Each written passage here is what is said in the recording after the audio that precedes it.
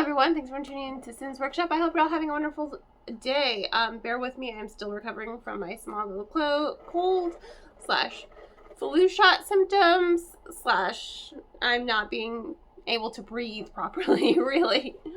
Inhalers in my pocket. Hopefully I can kind of get through this review without having coughing attack, which has just been my life these last 2 days, which kind of sucks, but it is what it is. We are here. So we are going to be reviewing The Last Vampire today by Romina Garber.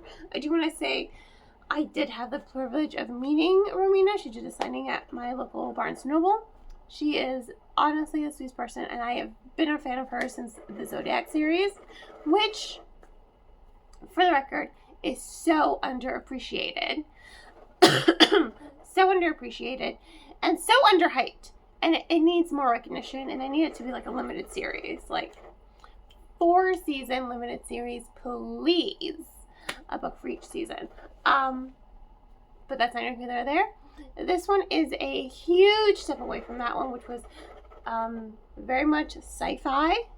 This one is urban paranormal fantasy, basically. And I really liked it. I liked how different it was. I liked that we have these two characters. We have Lorena and we have William. First of all, William's he's such a Mr. Darcy. He really, truly is. And that's the vibe the author was going for. That is the vibe that Romina was going for with storytelling. Because Lorena, our main character, she loves everything Jane Austen. You know, her best friend Salma is more of the Dracula, Frankenstein kind of vibe. You know, she does have that Wednesday Addams aesthetic that they do reference a lot in the book. See?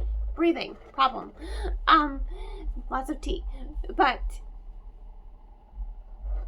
I do think he is quite unlikable in the beginning. I was not a fan of William. Like, I got the vibe, and I understood the vibe that we were going for. I just didn't like him personally. But of course, I don't think you're supposed to. Just like with Mr. Darcy, you don't really like them in the beginning. But then you realize, oh no, they are the good guy. Especially as he starts bonding with Lorena and makes his way into this new school, and they talk and they get to know each other, and you get to know each of these characters, especially Lorena. You feel bad for her. Her mother was a momfluencer, and she was caught in a pose holding a beer. She was holding a bong and a beer, and it wasn't even her. She just went to go rescue her friend who was mourning the death of her mother, because Salma, her friend, has an autoimmune disease. Her mother died from her autoimmune disease. That really just wasted her away, you know? So it was a lot of character development that went into this book. And with William, he has to rectify, he thinks he's the last vampire. History as he knows it has been rewritten by humans. And he's like, what? So he thinks he's the last vampire, and then comes to find out, no, he's not the last vampire. But the vampires have kind of strayed away from the path that he thinks they should be following. It is a little slow at times, but then there are times where it gets very steamy. Ooh. And I liked the maturity that went into this book, because these are, let's be real, they're seniors in college, in high school. We know what seniors are doing. Let's just be realistic about it, you know? So, you know, they're adults. Or, they're almost adults. Well, William's an adult. I mean, he's been 17 for quite 100 years. So, for a very long time. How long have you been 17? A while. If you know, you know. So I do like the banter that goes on between them as well. They banter a lot. They're very confrontational, and they like to challenge each other, and I think that that's really interesting, because I think it adds to their dynamic, and I think it does enrich their dynamic overall. I think it's really, really fun to watch them banter, especially when they're in the classroom setting and they're bantering with one another. You're just like, the teacher at times has to be like, okay, pause, let's stop here.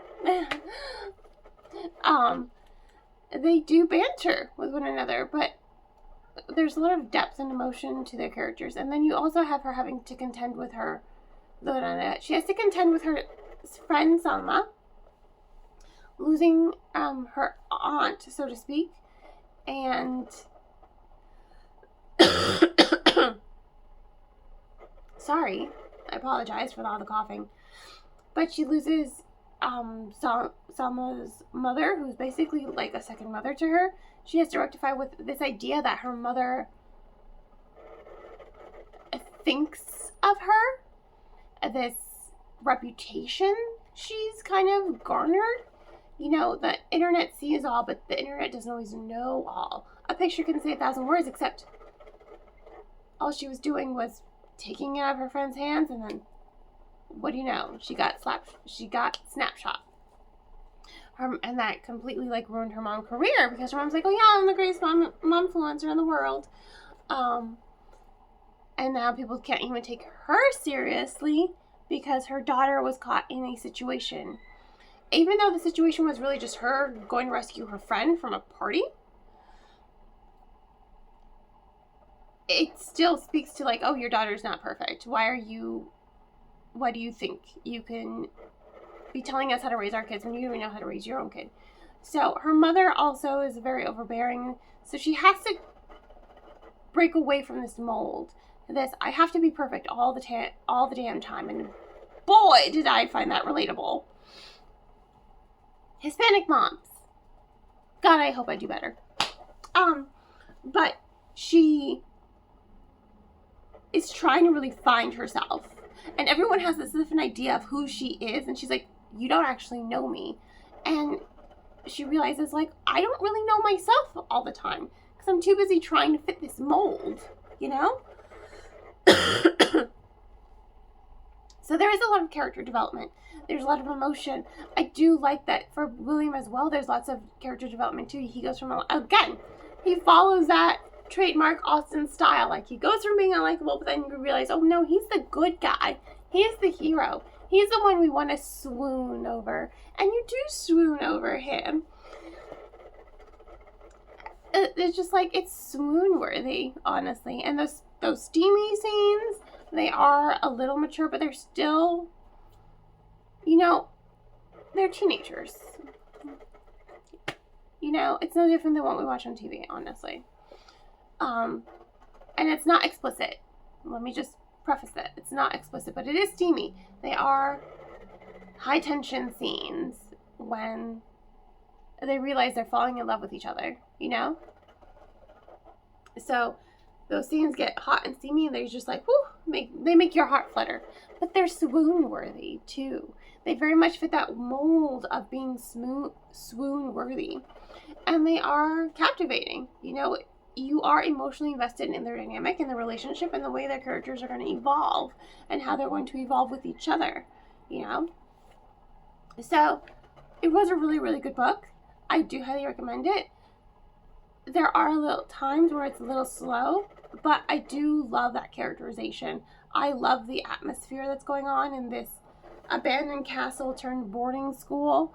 I love the vampire lore that goes into this book as well. I love how the connection to Bram Stoker and Bram Stoker's Dracula and the legacy that he has left. So it is really engaging as a story. It's a little steamy sometimes. It's swoon-worthy. It's very much, if you love Jane Austen, like, he's such a freaking Mr. Darcy. He really is, William Pride. And Pride is such an accurate name for him. So, on that note, thank you all for tuning in. I do highly recommend it. Do check it out. It is really interesting read, and it is swoon-worthy. It is swoon-worthy. Once again, thank you all for tuning in. Please don't forget to like, subscribe, and share with all your book loving friends. I hope you all have a wonderful rest of your day, and as always, happy reading.